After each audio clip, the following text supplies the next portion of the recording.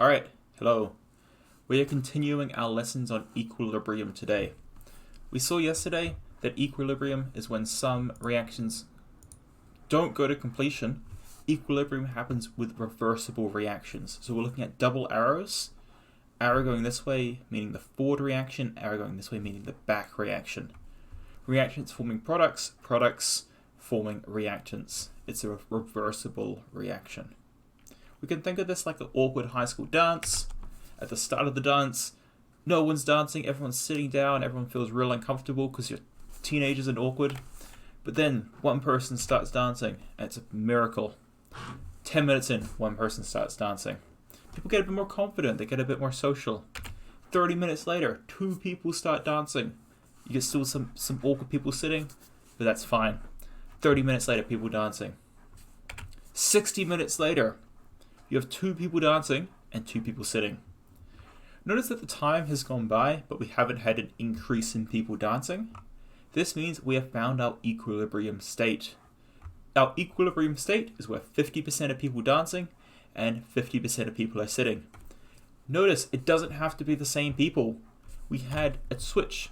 Here, this person was dancing, and then 36 minutes later, this person was sitting, and a different person was dancing. Reactions are still going on, but the ratio of products to reactants is constant. This was just a nice meme I found on the internet. Notice when an atom has 26 protons, it's iron. That's how you remember iron is element number 26. Fantastic. So, what I want you to do today, I'm going to go through this. Whenever you see notes that have been highlighted like this, I want you to copy them down into your books. So, equilibrium is achieved when the rate of the forward reaction is equal to the rate of the back reaction. Here we have nitrogen gas combining with hydrogen gas to make ammonia. This is known as the Haber process. Very important in making fertilizers. At equilibrium, these are the questions. 1. Are the concentrations of the reactants and products always equal? So they're not equal, but they don't change. The concentrations of these does not have to equal the concentration of this, but they are constant. Has the reaction stopped? Not at all.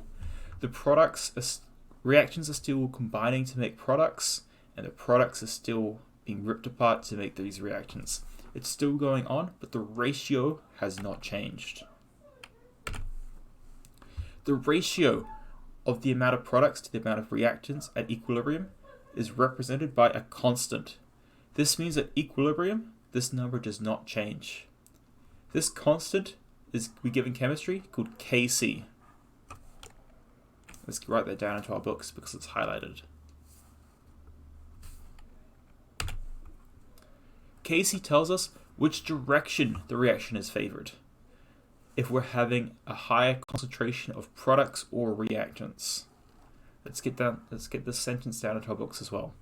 So a high Kc tells us we're making more products, and a low Kc tells us we're making more reactants. We'll see this later on. We can calculate Kc by using an equilibrium constant expression. Again, highlighted notes for our books. We express Kc in terms of concentration, and it looks like this for the equation. Let's get this picture down as well. Square brackets here means concentration. And this is a little bit confusing, but I promise you it's actually very easy. This C just means the concentration of C, so like 2 moles per liter. Okay, we've got 2 moles per liter of C. This little c up here is just the number in our equation. So this could be like 2 moles of C up here. So if we had 2 moles per liter, and we have 2 moles up here, it would be 2 to the power of 2, 4. D could be 0.5 moles per liter. 0.5 moles per liter to the power of 2. You do that in your calculator, you multiply them together.